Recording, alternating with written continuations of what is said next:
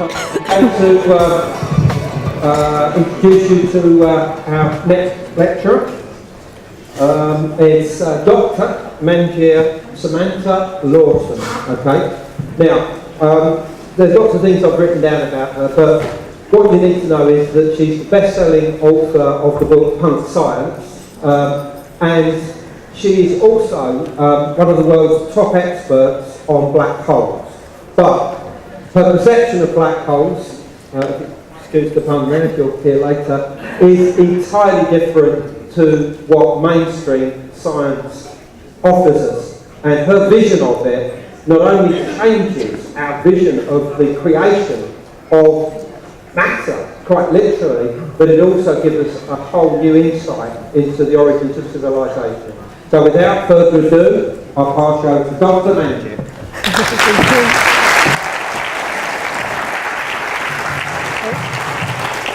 Thank you very much, Andrew, and thank you for inviting me here today as well. And I know that we've got a lot to pack in just 1 hour, which is like, a whole PhD thesis. So I'm going to go through this like pretty quickly. Every single slide you could, spend a whole day on. But are you happy with that? Yeah. Okay. Brilliant. Okay. So what have black holes? Oh, is the sound okay? Is my voice is okay? Yeah. Not too loud or high pitched or anything. Yeah. Okay, right, brilliant. So what have black holes got to do with the origins of civilization? So that's what we're going to be discussing today. And I'm going to do a bit of an overview. There's not many slides with writing on, so don't worry. It's not death by PowerPoint. Okay, so what are the problems with history when you look in terms of modern physics and modern science? We're going to be looking at that. What are the changes in science and physics which can have a kind of implication with history? I'm going to be looking at this new theory of black holes very briefly, I'm afraid, because there's a lot to do today, but that's the theory that I've been discussing for the last decade. And so we'll get new perspectives from that on time and the great year, etc. And there's also going to be a new explanation of what we know as the flood. So the flood myths that have been occurring all over the world. And so when we look at history, which history as we know it sort of has only existed really for a few hundred years in the way that we think about history. And but we make a number of assumptions. One of those is that space and time have always been the same and they're actually fixed. Yeah, would you agree? That's one of the things that it's something that we don't actually even address because it's so assumed that this is the case. And the time has always been this steady clock in the background. So, what was a year now? What is a year back then? And there's only one plane of reality. That's something that we talk about. We just assume these things. We don't actually go into, why we look at these. And the reality that we experience is the same as what the ancients experienced. Now, this is absolutely key. How many in here have had some sort of mystical experience, would you say, or admit to it? Okay.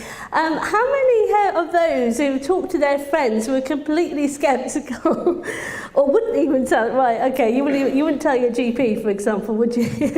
So we know even in our time that there's lots of different perceptions as to what reality is. And the way that we, the sort of reality that we have in our history books and the kind of mainstream view is really just one view. It's like a flat earth view. And really the ancients could have been accessing many other different planes of reality. So what does science really tell us about this? Because science for a long time, we thought that everything is solid. You probably heard of it, the reductionist Newtonian paradigm.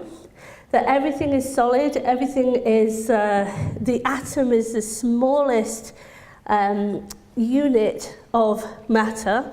This is what we thought for a very long time. And the word atom actually derives from the Greek word to be indivisible. So it was, just over 100 years now, where this view of reality started to break down in science. And there's one of the people who was involved in this breaking down, J.G. Thomson, and his experiments on finding the evidence for an electron. Now, an electron is a subatomic particle. So far from being the atom being the most fundamental aspect of nature, we actually started to look deep into the atom and found that there's lots of empty space and that there are these subatomic particles. And the experiments were done at the time to actually prove this. So this idea that everything is fixed started to really break down just over 100 years ago. And then we entered the era of quantum physics. And as I said, each of these slides could be, a whole university degree. The bottom line that I'm going to talk about with quantum theory is that it introduced something called wave-particle duality.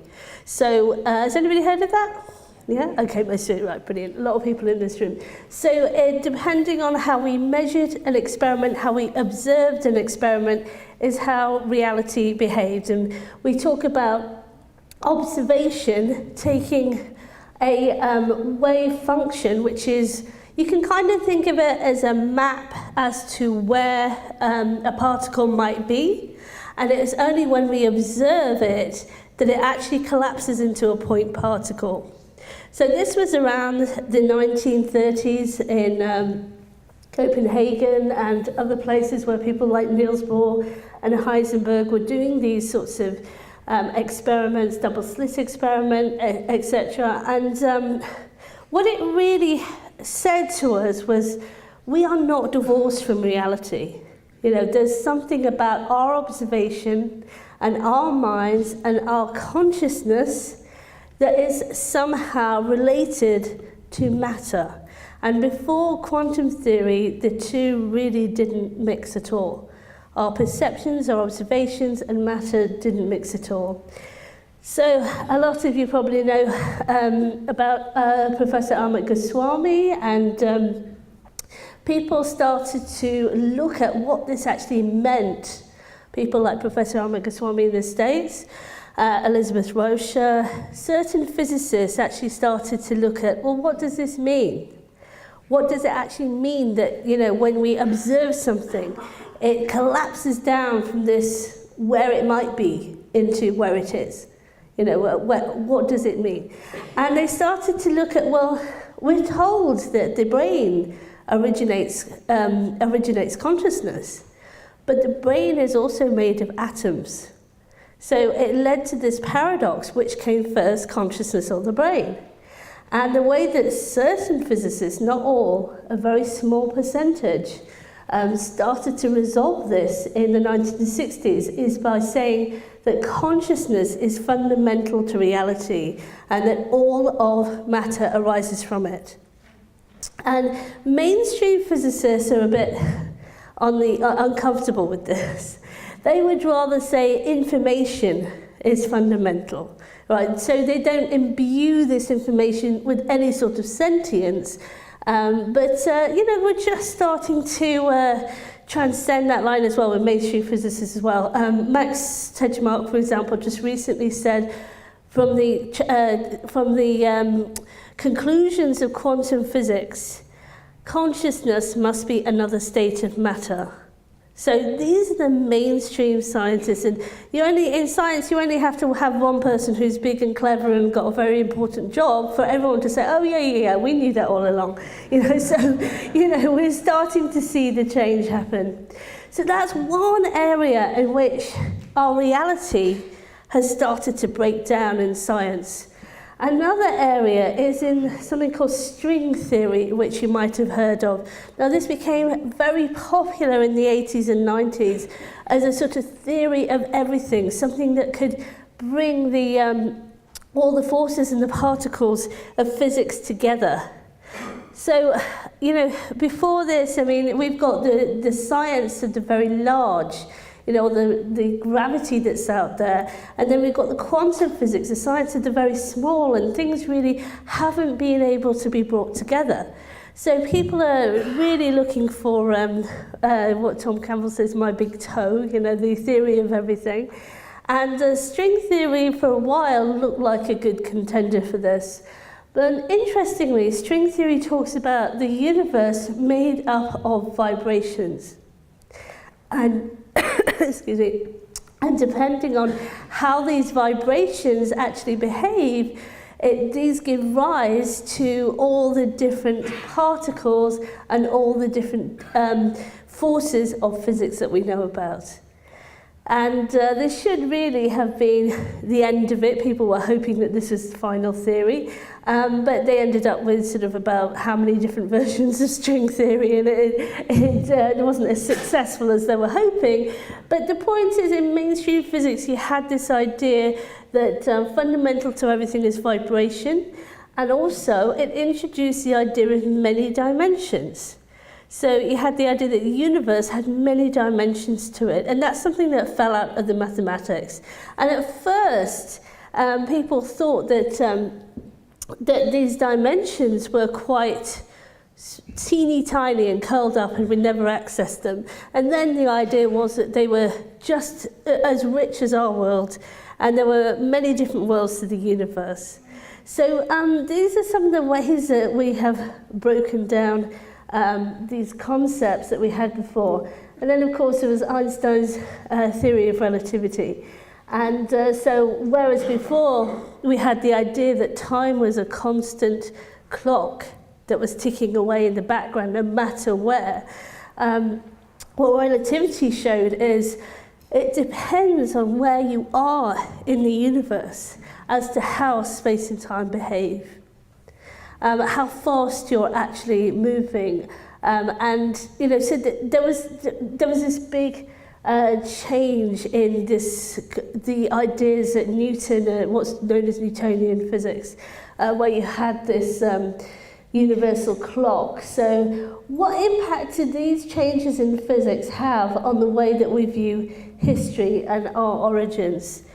And really, to sum up all those subjects, which are just absolutely, big subjects in themselves, of course, but really you saw the dissolution of a fixed space-time and reality. So we're going to go a bit further as well, though, and we're going to talk about the new theory of black holes that, as I said, I've been first published in 2003. And I'm a medical doctor, by the way, so so it was a big thing for me to publish this. But as we'll see, over time, this theory has actually produced many predictions that have come true. So what I published back in the in those years has actually been proved by findings of NASA, etc., in the last few years, and then we'll bring it all together at the end as to what this means for history. So, this unites the quantum, as I was talking about with cosmology, but it also unites the whole cosmos with consciousness. Consciousness being fundamental is the basis of this new theory. And, you'd expect it to unite some fundamental forces.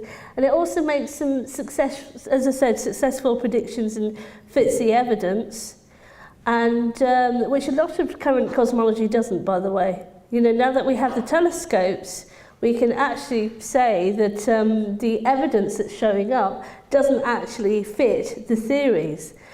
So it also gives a new explanation of the flood and of time, which we'll go into, and really gives a whole new understanding of ancient people. So at the moment, you probably have heard of something called the Big Bang, where the universe started in a single point of singularity and spread out from there. It's a great idea, but unfortunately it doesn't fit with any of the observations. So now we have the actual observations, we're starting to see the concept of the Big Bang break down. And if you want to see evidence of the consummation of this, you can go into, I think it was New Scientist in 2003. There was an open letter from a number of cosmologists around the world who actually said, you know, we want to work on something other than the Big Bang because we're seeing that the data does not fit the theory. You know, the evidence we're getting back from our telescopes doesn't fit how the Big Bang should behave. If you want to know an example of that, yeah? Yeah, okay. For example, if the Big Bang really happened, then the deeper that we look into space, the more that we should be looking into the past. Because light has taken a certain amount of time to reach us, yeah? So the deeper we look into space, the more that we should be looking into the past because we're looking at old light. Does that make sense? Okay, that's not what we see. Okay, and we are looking at, you know, into the far reaches of space now, to almost the moment of the Big Bang when it should have happened if it was real. And we see the same. We see that the universe looks the same. It has new stars, old stars, you know, galaxies. You know, you see it the same. It's actually caused Italian physicists to come up with a fractal model of cosmology because everything just looks the same. It's one of the puzzles of cosmology. But undaunted, there was great celebration when cosmologists brought this out. You probably heard of the standard model of particle physics and the Higgs boson and all that sort of stuff, yeah? So this was the standard model of cosmology that came out, and lots of champagne was released when they got this picture, because up till then they felt as if cosmology was not a real science, because let's face it, you can't experiment with the whole universe, you know, so they were just getting ideas and they weren't getting the actual data. Excuse me. But when they actually started looking with their telescopes, such as the WMAP telescope, they started to get back a picture of the universe, and this is what they got. So the standard model, the sort of current model with a bit of wiggle room, depending on who you're looking at, is that the universe is made of 73% dark energy and about 20% dark matter. And then, you know, this 3.6% is intergalactic gas. And then this 0.4% is what is called stars, etc. So now that 0.4%, that this little etc. includes everything. It includes you, it includes any galaxies we see, anything that we see that is visible. You know, that is included in this etc. And so really, you can, even though the champagne came out and this dark energy, we actually don't know what that is, nor do we know what the dark matter is. We can see the effects of these things, but we don't actually know what these things are. And but still the celebrations went on. I mean, yeah, that we know what the universe exists of. Don't really know, and a little bit of this. You know, so it's like, yeah, it's quite strange. So, and you know, the problems went on. You know, the more that we started to look, the more we started to see patterns in the microwave data that were aligned to structures that exist now. So if this really was the echo of the Big Bang, it shouldn't have any alignments to do with now, because it should actually be reflecting something that happened 15 billion years ago. So why was it showing up our solar system right now? So we started to see things that made us think again. And so mainstream scientists, I don't know if anybody saw this Horizon documentary that said something like, what if everything we know about the universe was wrong? It was called something like that. It was on about 3 years ago now. Does anybody catch that? Yeah, okay.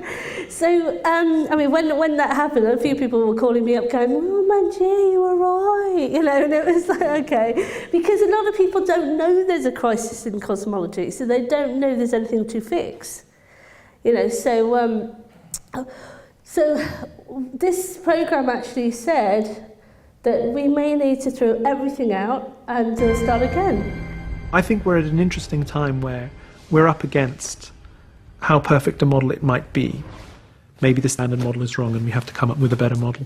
Okay, brilliant. So this is Pedro Pereira from Oxford University, mainstream physicist, saying maybe we have to come up with a new model.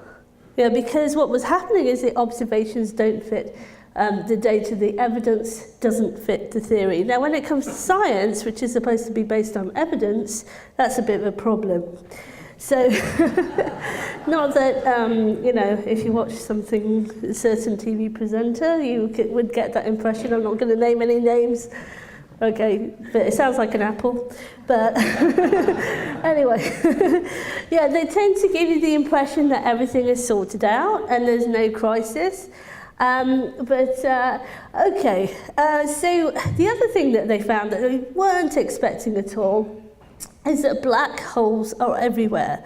And so the more that they're looking into space, this is totally unexpected, about 15 years ago now, they started to find black holes at the centre of every galaxy, all over the galaxies, and this is a complete surprise. I just played this. One by one, we were seeing this picture sort of emerge out of the fog that every galaxy, or almost every galaxy, had a supermassive black hole in it. It was really quite astonishing. So you can tell by his surprise that this was not what they were expecting, because in their minds, black holes were actually, you know, the end point of stars. They were the collapse of stars that were just, you know, beyond the Chandrasekhar limit, it's called. So beyond a certain size, the old stars, when they reach the end of their life, collapse in on themselves into a singularity, and you end up with this great guzzling monster that sucks up everything around it. So this is like an artist's depiction of the old picture of black holes, which is, you know, you've got this sort of star falling down the plug hole, and as it's falling down the plug hole, it emits these jets, the black hole's emitting these jets. So that's the kind of old picture that we have. Now, if that's really the case, then we shouldn't be seeing them everywhere, because they should be quite rare events. And so what are they doing at the centre of every single galaxy? Now, at this point, you would have thought that they started to wonder if the black holes had something to do with creating the galaxies, as though they were at the centre of all of them. But, you know, still, if you talk to some physicists, they still talk about black holes being destructive. So, you know, the more that we looked, the more that we saw a different picture. And did you know also that there's a direct relationship between the supermassive black hole at the centre of a galaxy and the actual size of a galaxy? Did you know that? Yeah, so it plots 1 to 1. It's absolutely perfect. You know? So again, the penny wasn't quite dropping at that point. And we did actually go through a middle stage in cosmology where people started to talk about co-evolution. Because they weren't quite ready to let go of this old picture of black holes, that black holes were destructive, but they knew that black holes must have something to do with creating galaxies. So they had to have this middle stage. So the reality is that we see quite a lot of stuff coming out of black holes, because at the end of the day, why are black holes called black? Because they're supposed to suck out of everything around them, even including light, that light can't escape. But actually, we can see them because they're actually really bright. They actually emit an awful lot of material. So I was kind of like pondering this, going, why is it that black holes actually emit all of this material? How bizarre. That's exactly the opposite of what we're told. And what sort of material are they actually emitting? Well, they're emitting electrons, which are This is something called a microquasar. So this is not only are black holes at the centre of galaxies, but they're all over galaxies as well, in lots of different sizes.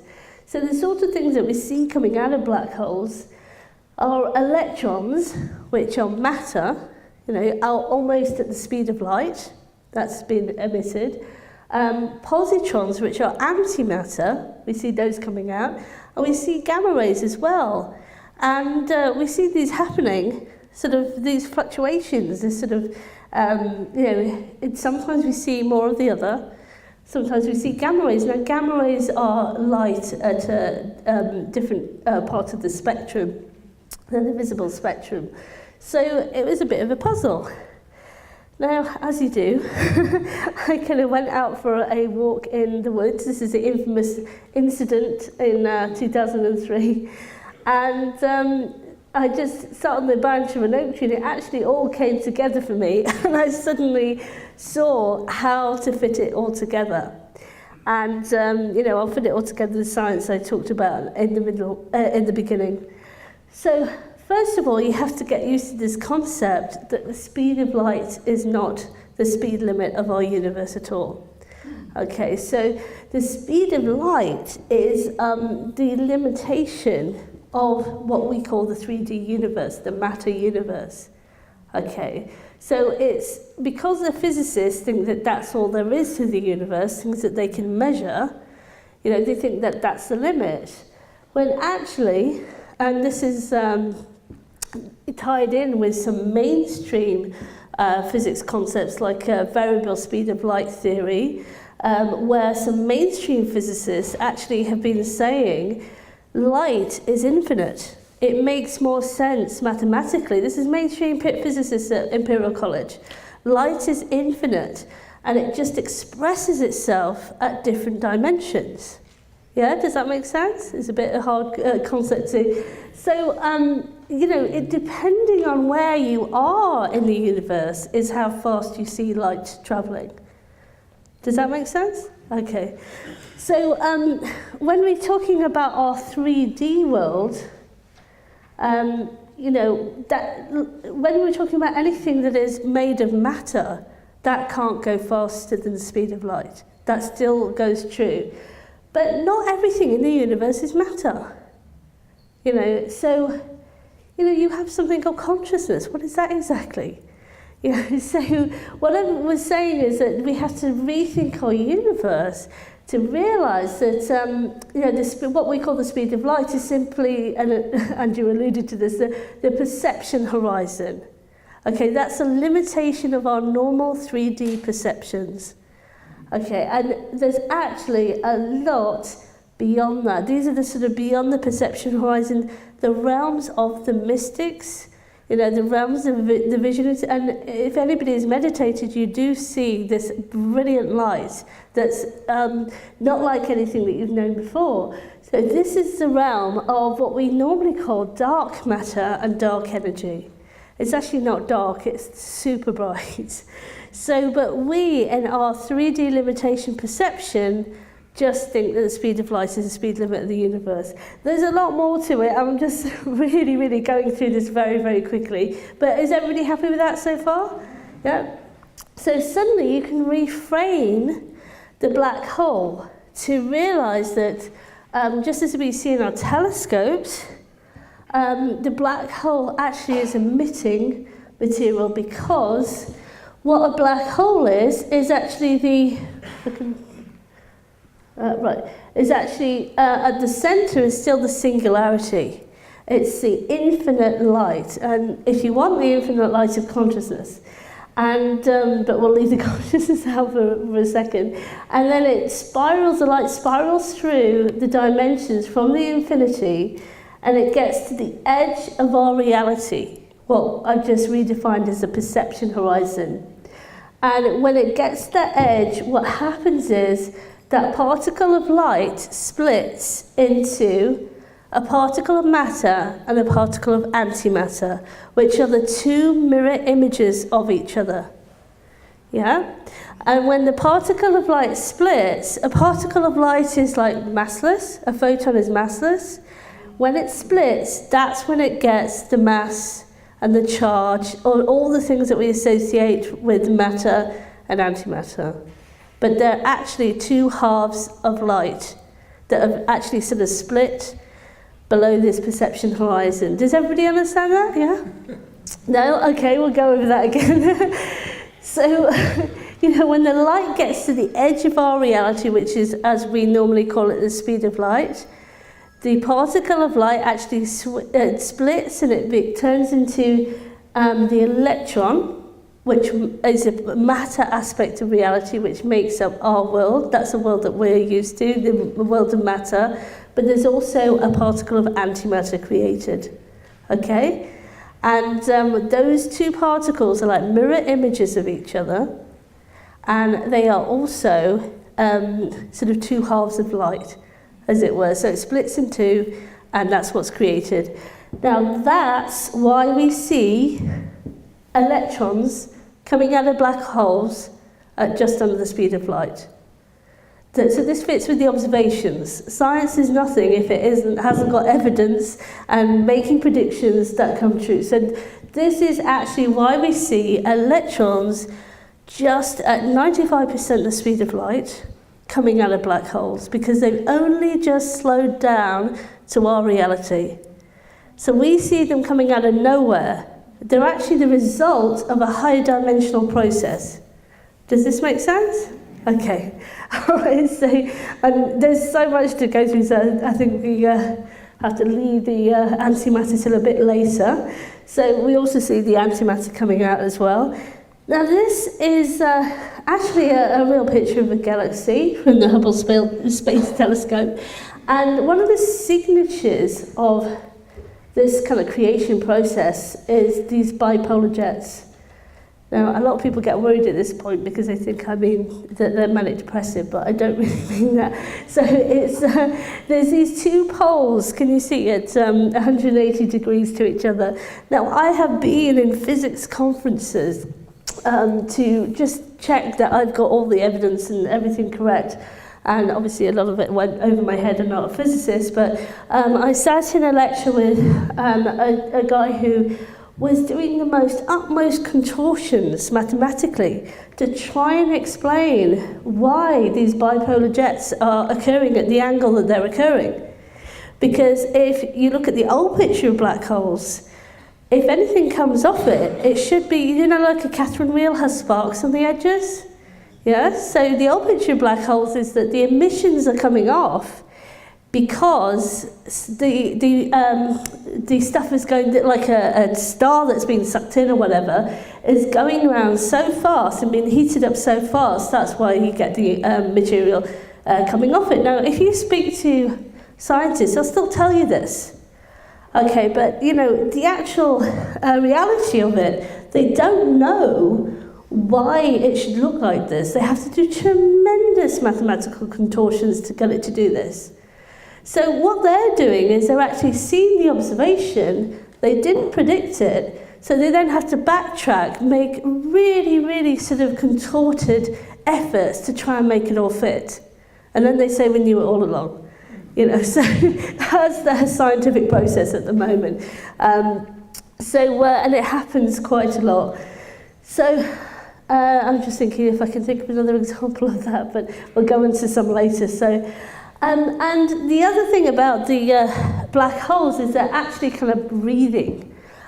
So they actually, if you can see, this process is happening all along. This particle of light, the photon, which it's not showing up, but anyway, there we go, is actually splitting into the positron and electron, and then goes back into the photon again, at the event horizon. So this constant cycling is happening. So sometimes we see electrons being emitted, and sometimes we see gamma rays, photons in the form of gamma rays. What do we see all over the universe? Gamma ray bursts. So, and they're periodic. They happen in, sorry, I'm trying to use the microphone so it doesn't pass so much. They're periodic and they happen in seemingly random patterns. Sometimes we'll see a gamma ray burst that will go on for even several days. and then sometimes we'll just see a flash. And the idea that they have at the moment is that these are explosions. Well, if they're explosions, then they should explode and then die away. That's not what we see. We see what's called gamma-ray burst repeaters, which is another example of scientists don't understand what it is, so they give it a nice label. So, so these are called gamma-ray burst repeaters. So we see them all over the sky. We see these oscillating patterns which don't fit the concept of an explosion. So we see gamma rays and we see X-rays. X-rays are produced by electrons. And so we see this constant pattern, and scientists at the moment don't really know why it is. Now bear in mind, I first published this in 2003 and published my book in Punk Science in 2006. And in that book I said we should find gamma ray bursts coming out of the Milky Way. Well, I said actually we do find that the early signs were. Now in 2010, this is what they found coming out of the Milky Way. 2 giant bubbles of gamma rays. Does everybody remember this? And the headline was, the universe, the galaxy is blowing bubbles. And this was completely unexpected from their perspective. But from our perspective, from the black hole principle perspective, this was completely expected. And can you see these 2 jets? Okay, so as the jets are circling, so the creation process is happening there at the centre of the galaxy, and as these jets are circling, they're creating these bubbles, yeah? Okay, so in their minds, this can only happen if there's an explosion. You know, they don't understand the high-dimensional processes that are going on beyond normal consciousness, beyond normal perception, beyond normal measurement, that is producing the end result of these gamma-ray burst spirals. Okay, so they're looking at a flat Earth perspective, effectively. And so they're seeing the end result, and they're trying to explain it in terms of violence, constantly about violence. You know, so you see this, and this was completely unexpected. And a few years on, there was an article just recently, they admitted they still don't know why our own galaxy has these gamma-ray burst bubbles. Gamma-ray bubbles, okay? So it's not just out of space, though, that you get these patterns. It's a fractal of all the way down. This is the same pattern all the way. And I could go on seriously all day about this, but obviously we're limited for time. So there are black holes occur, the same principle happens at every single level. Now, at first glance, this looks like it's another galaxy, doesn't it? And actually, this is a young star. So the same bipolar jets happen from young stars. Can you see that at the bottom? From brown dwarfs, and they don't really understand why. Because in their paradigm, young stars and brown dwarfs should not have the power, that's old stars and new stars, should not have the sort of power to produce these sort of jets. So to bring that right home, solar flares fire off antimatter particles. Now, didn't I say earlier that antimatter was produced in part of this process? Do you remember that? I know it's a lot to take in, but so this is 2013. If you see, this was completely unexpected again. They found antimatter in solar flares. Okay, so this is, again, not something that they were expecting, but totally predictable from this theory. Once you understand the basic pattern, you can start making these predictions, and that's what's a powerful theory in science, if it makes successful predictions. Again, it happens around planets. You see these flares that are happening, and people don't understand why, because Jupiter's supposed to be too far away from the sun to be producing these flares. It's happening because Jupiter, any planet, is effectively a black hole dynamo that's producing its own emissions, periodic emissions. Okay, and you see Saturn changing its rings because these fluctuations are periodic. It goes all the way down to the atom. So this is actually a New Scientist cover talking about black holes being inside of us, and atomic black holes. So it's not out of the realms of mainstream science. Bit of a scary picture, that. but again, what you see in radioactivity, for example, is you see gamma rays and you see beta particles, electrons, being emitted. So the same principle sort of happening all the way around. I won't go into the alpha particles just for time's sake. So, and then, the chakras. This is something much derided by scientists, but are chakras the same process? You've got these spirals of these vortices that are creating the body. So it's the same pattern that goes all the way down. Okay, and so is the Earth a black hole? Well, surprisingly, we've got quite a lot of evidence. And this is probably something you're quite familiar with, and the concept of lightning. Now, lightning is very, very fast-moving electrons. Now, we are told that lightning is created by charge building up in clouds. Anybody heard that one? Yeah, okay. Now, they've done the experiments, and they found that this is impossible, because there's not enough charge that builds up during a storm in the clouds. There's not nearly enough. But this is what they still have in the textbooks, rather than admit they don't know what's going on.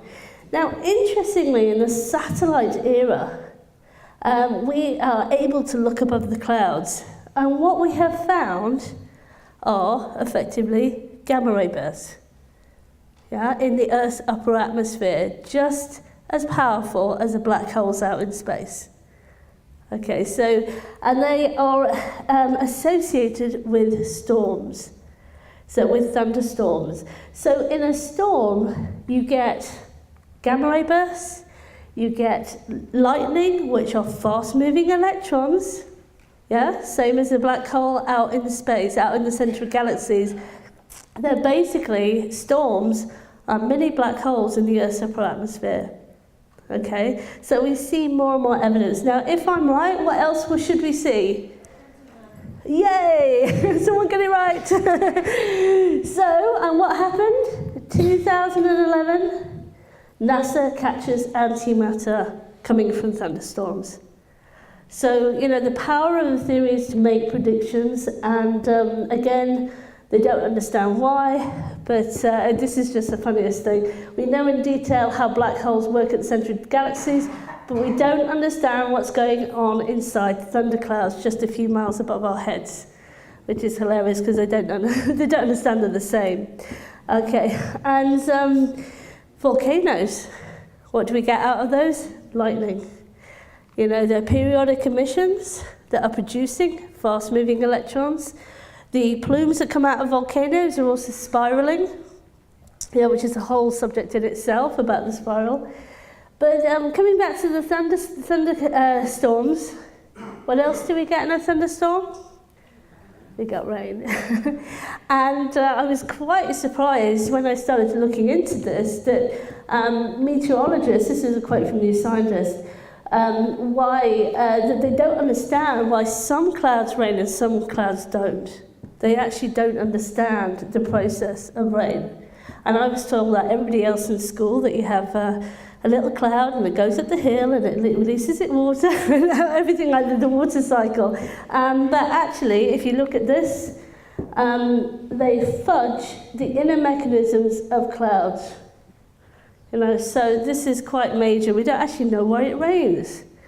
So I was thinking to myself, if thunderstorms are black holes in the Earth's upper atmosphere, then there's only one conclusion. Black holes have to produce water. And I thought, everyone's going to think I'm completely nuts. They think I'm nuts anyway, but I mean, everyone's going to think I'm completely nuts. And then, partly James actually came to me like a few months ago and said, I found this. And basically, we found this news that black holes have been found to emit jets of water. Okay, so, this is the sort of big news, and we'll bring it right back to the flood. You can see how this is all coming together now, yeah? Oh, sorry. Don't mean to startle you like that. Okay, so that was the big news. So black holes actually have jets of maze, what they call mazes, which is microwaves of water, H2O, coming directly out of black holes. So that is the big shock news. And so if I'm correct, we should see the same process happening everywhere. Because if I'm saying everything is the same mechanism, we should see water coming out everywhere. And yep, this is in the news at the moment, Rosetta. The comet actually produces a lot of water, jets of water. Water found at the moon's north pole, water even coming out of sunspots. Crazy. And of course, the famous ash cloud. Volcanoes actually emit mostly water.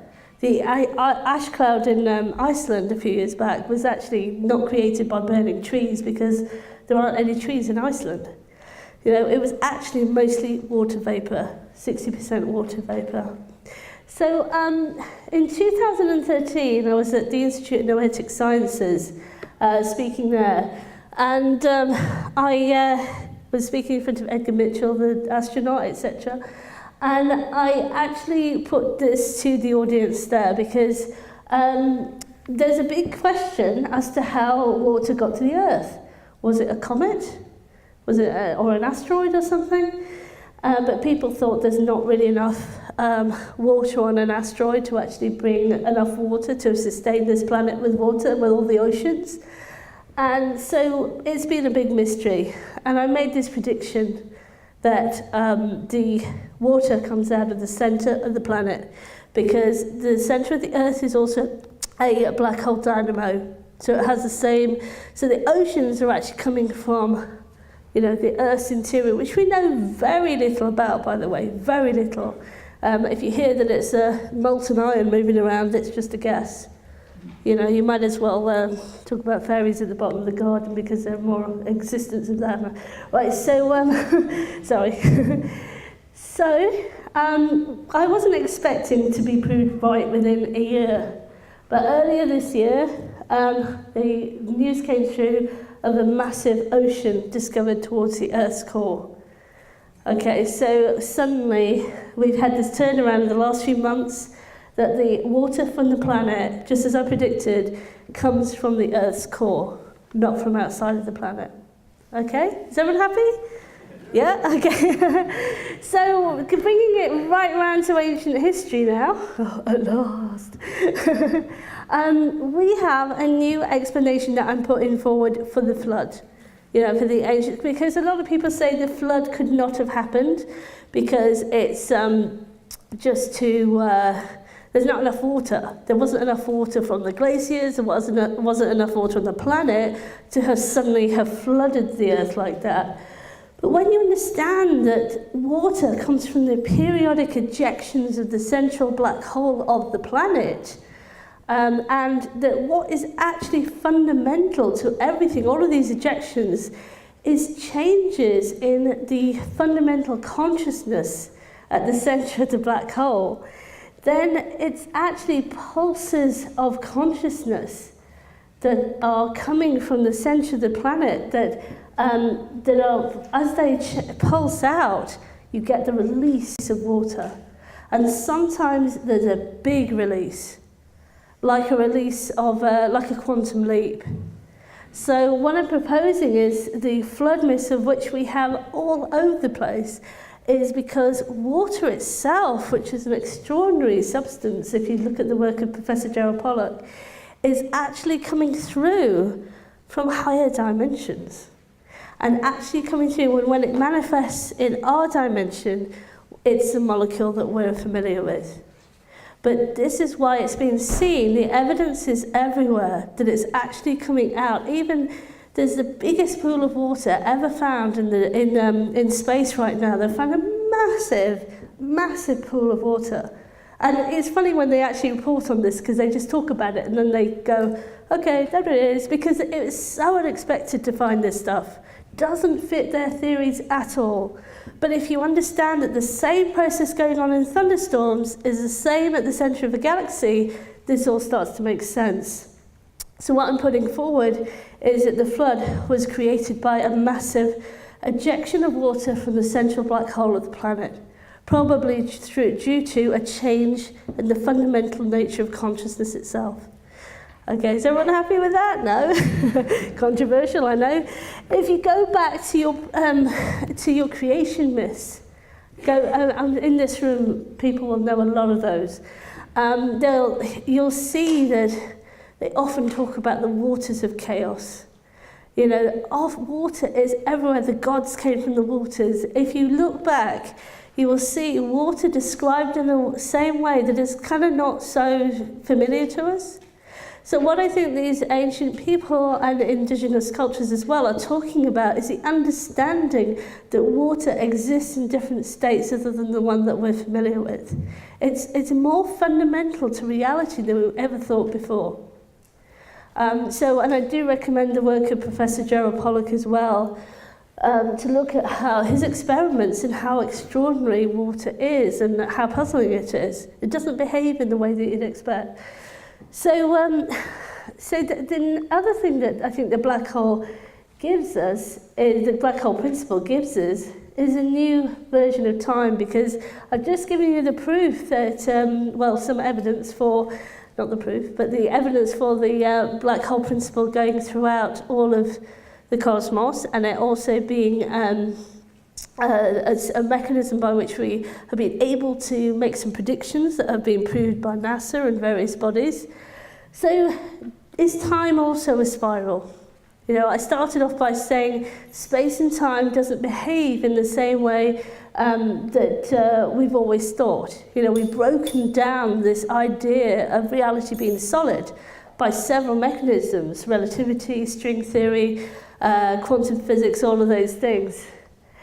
So when you look at, this is, you know, an example. I wouldn't say that this is the actual, way that it is, but, you know, perhaps what we're going through is a sort of spiral of time. It is a sort of cycle. Well, we would see the spiral as a sine wave, as a kind of sine wave. And we've known for many years, and in many different societies, people talked about the great year, the 26,000 cycle, or whatever, whichever way you look at it. So what I'm proposing is that history behaves differently because space and time behave quite differently. And I'm putting forward something called the accordion effect, where what we have, just like the bellows of the accordion, is you have space and time, the dimensions, starting off sort of together, then they go apart, like the veils become thicker, as it were, and then they come together again. And through the cycles of time, you see the splitting of the dimensions. You go from the golden ages to the dark ages and back again. And the dimension, space and time itself changes. And you end up, because we've seen by our modern physics that space and time is not fixed. You know, we have to leave that behind, that there's a clock ticking, that history is always as it was, and that our reality is the same as the ancients' reality. You know, we have to leave that behind. That's impossible to say by modern physics. So this is a rough schematic of how it might be. So, you know, you have at the height of the spiral, as it were, the Golden Age, and this is a kind of era of kind of Lemuria and that type of idea. And at that point, we were probably light bodies. I don't know if anybody else, I've had this experience, has gone into the light body world. Has anybody had this experience? It's not that uncommon. Some people, yeah. So if you're a mystic, as I am, you know, you not only talk about these things, you experience them. So these levels actually exist all around us, just as string theory is saying. There's different levels of consciousness.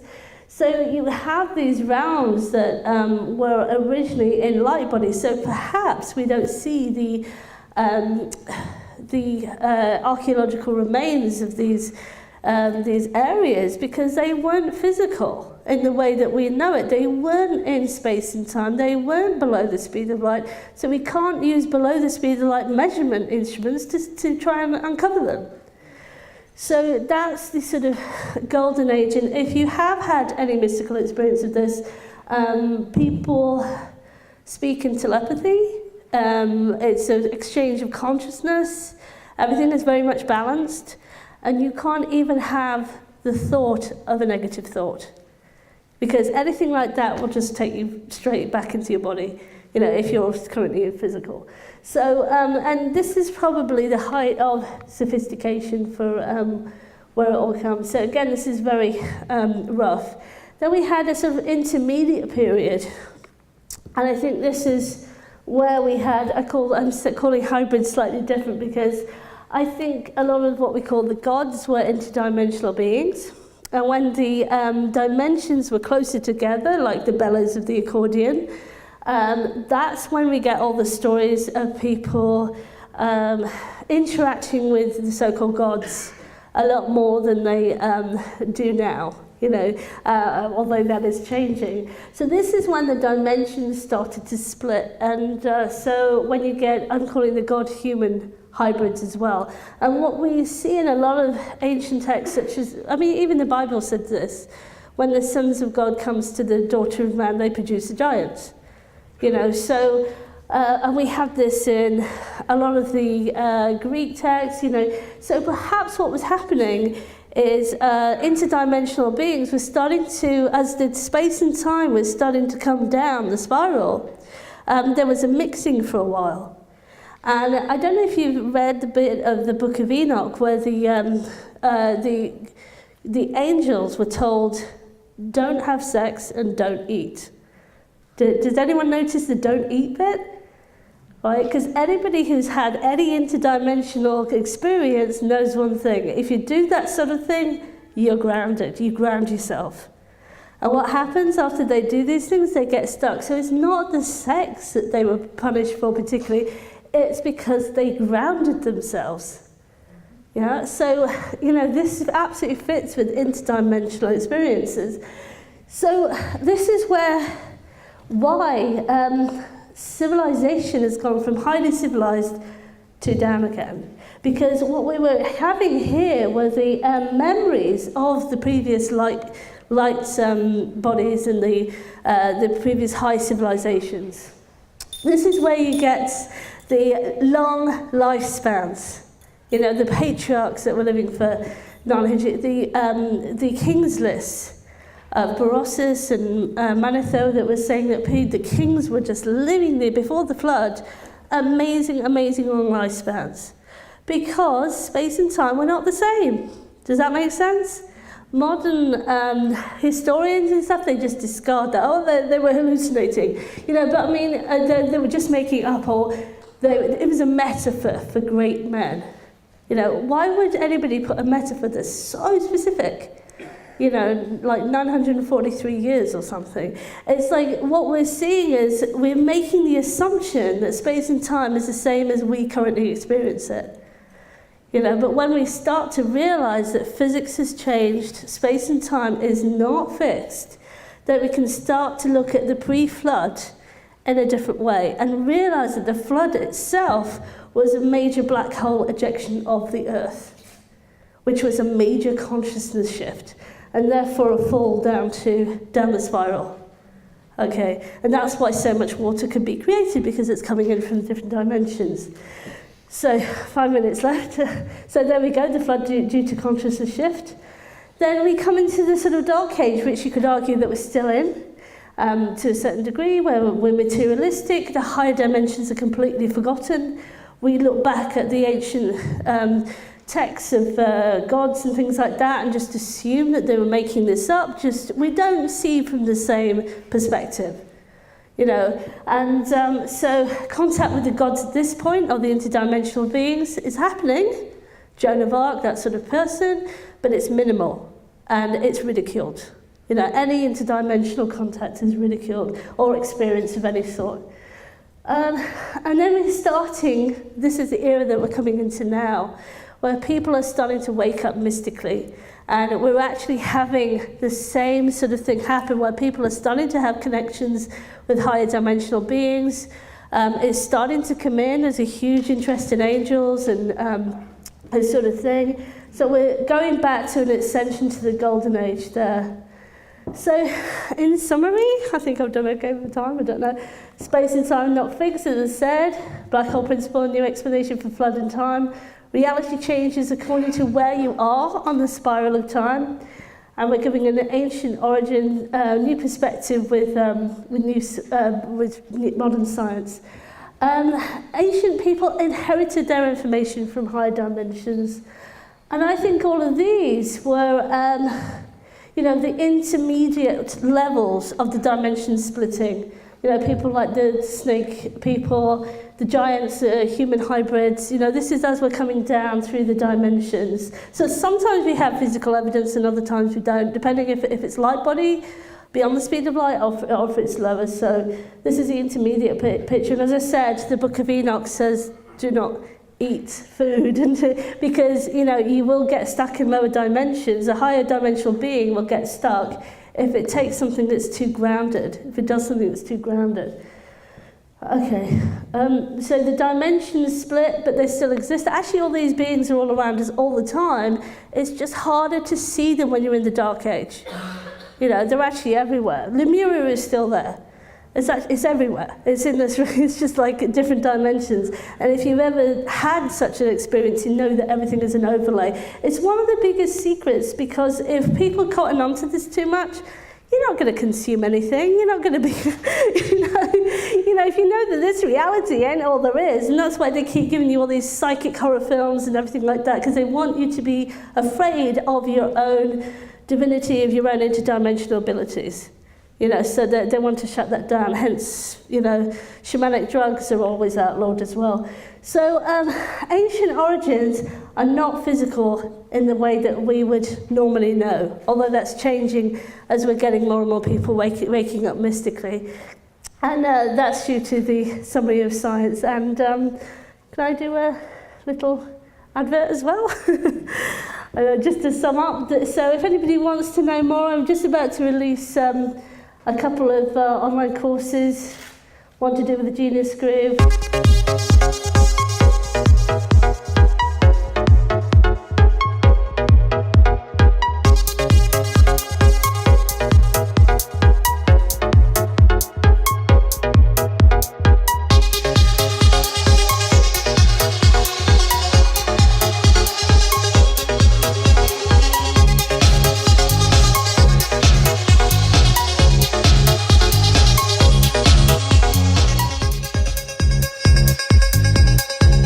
One to do with called Simply Divine, Easy Guide to Science and Spirituality.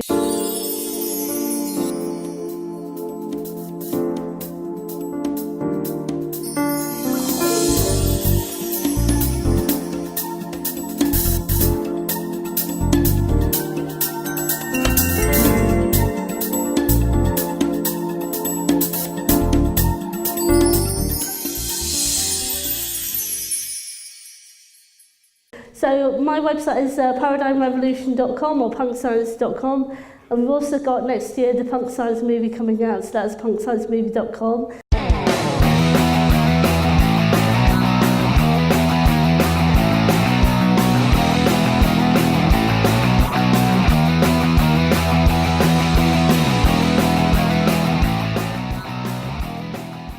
This is a wonderful time in our history right now because we're changing the basic paradigms of science. We are saying the universe works differently to how we previously thought.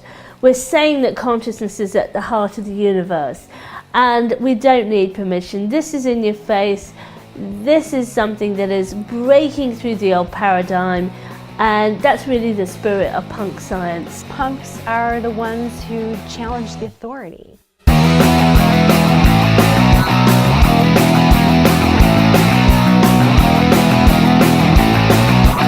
I mean, I can't believe it that physicists would actually entertain such a ludicrous speculation.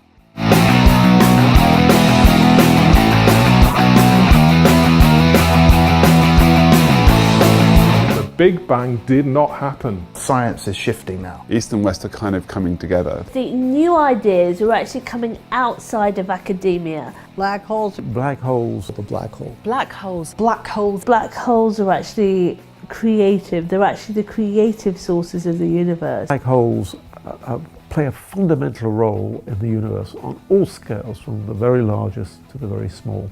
Black holes are absolutely fascinating. We're actually living in a black hole. It's the breathing system of the whole of the multiverse, and without black holes there is nothing. It's a paradigm which understands consciousness. Consciousness is an actual something. Consciousness is recognized as the primary being. Not only is it the supporting foundation, it is everything.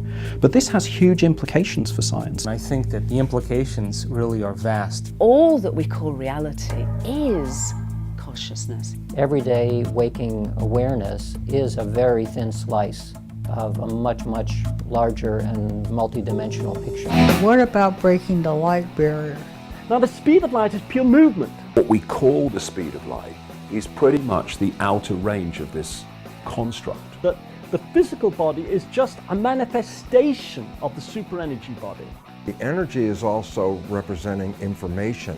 The body is simply energy. It's simple as that. And technically it's not even energy so much as consciousness. We're now on the threshold of an even greater, even more radical revolution in our understanding, not just of the physical world, but the entire nature of reality. It will ultimately become the new idea.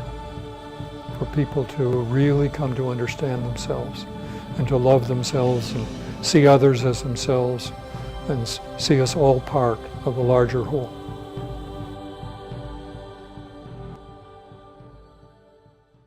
And I think I'm supposed to be going out to sign some books as well, Punk Science and the Genius Groove, outside after that. So thank you very much. I hope you enjoyed that.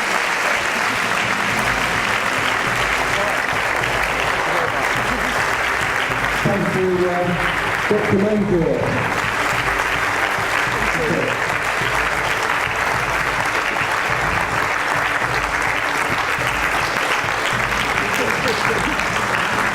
So I'm Jane Corbett, and I work in the field of leadership development, really working on working deeply with the leader within. My name's Carolyn Bond. I'm a kindergarten teacher. Yeah, I'm Ray Savage. I'm a former intelligence officer with the British Police.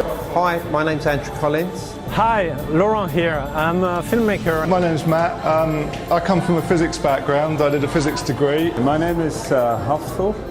My name is Margaret Novakovic. I'm Maggie Rockerson. Hi, I'm Stephen Thomas. I've met Manjir a 3 years ago and heard her speak before, but I've never heard such, in an hour, such a beautiful extrapolation of everything scientifically, from cosmology right the way through mysticism to where we are today and where we're going. It's just, I implore anybody that gets the opportunity of actually listening and hearing her just complete theory virtually of everything put together so eloquently and so beautifully, and I really am so grateful to have been here today and heard that. Thank you. It helped unify a lot of the understanding that I have of what I'm experiencing day by day and what's unfolding as we make this journey together. It was very, very exciting and energizing and sort of very simply and elegantly presented, but very, very profound at the same time. I took a lot of notes because it's paradigm shifting and I haven't yet quite assimilated it all. Things like how do light and water connect. But the bit about its fractals all the way down, I'm absolutely with it, and it's the most powerful way of exploring that I've ever seen. So I really salute you, Manjir, for what you've done and the courageous journey you must have been on over the past decade or so. Let's stay connected. It was an extraordinary experience of discovering something completely new at the same time as feeling like I was actually remembering something that I knew all along, which was amazing. I'm not a scientist, so to have had it explained in such a way as I could understand it, I think was a phenomenal achievement. I'm particularly excited because I did my Steiner training here at Steiner House, and actually Manjir helped make sense of some of the things that Steiner spoke about to do with consciousness that I'd never understood before. And she's just made me feel like, you know, we're on the threshold of an extraordinary moment where science and archaeology and history, everything is sort of converging. and I feel incredibly excited and inspired, so thank you. I was greatly impressed by the level of her research and her insight into the science, but also her insight into the other side of things, the right brain side, the creative side, and the side from which some of us are interested in, the occult and the mystic side. Well, we've got the real science to prove it now, because out of black holes come photons and antimatter and matter. But what we're now finding is also light at much faster than light speed, and water and other items that make up the physical universe come out of that higher reality into our reality, our level of perception, and bring into being our physical existence. She's laid out a whole framework of how consciousness manifests itself into our physical reality, and she lays out a theory about how we can overcome some of the big gaping black holes of problems in science. And she's connected somehow just about everything all together in 1 hour, and it's amazing how she's done it, and it's left me speechless. And what was particularly amazing is that every single concept she was describing, everything from the spiral, particularly the spiral, the infinite spiral at the center of the black hole, or the black hole, going through infinity and then coming down and slowing down and coming into the physical and then manifesting into matter. Everything she describes is the essence of free energy technologies. And I just spoke to her about that, and we made the link there. And it's absolutely clear. The essence of what she is describing is also the essence of the free energy technologies and where technology is going to be moving towards in the future. And that's very exciting. Yeah, my name's Matt. I come from a physics background. I did a physics degree, and I think the thing that really struck me was that during my physics degree, everything was always trying to fudge the numbers and things, and it was always trying to sort of almost make excuses for the things that didn't fit. And what really struck me today was that everything did fit, and you didn't have to fudge anything. It just all seemed to come together nicely. We have to reassess and reconsider so much of this that we thought had been explained. I think it's absolutely amazing. I think she's stumbled upon something completely revolutionary, and it links in with so many ancient myths and ancient knowledge. Especially, I think, in terms of Vedic cosmology, it describes the universe exactly and the creation exactly the way she describes it, but she's describing it in terms of physics, but in very amazingly new way, never heard before. It's absolutely fantastic. I was absolutely bowled over by it. To me, it was revelatory. I thought she explained everything extremely clearly, and the whole explanations that she gave tied in with all the information I've previously had that I hadn't quite fitted into place. So I rushed straight out after the lecture, bought 2 copies of her book, and I plan to go on the websites. We don't have to believe a lot of the nonsense we are told and fed by the scientists.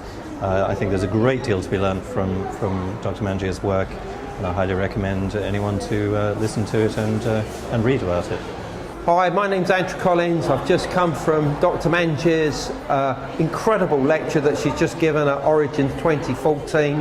Her vision of black holes changes everything we know about not just the origins of civilization, but the origins of the cosmos as a whole, and how the whole thing comes together, and how the black hole is basically the origins of creation itself.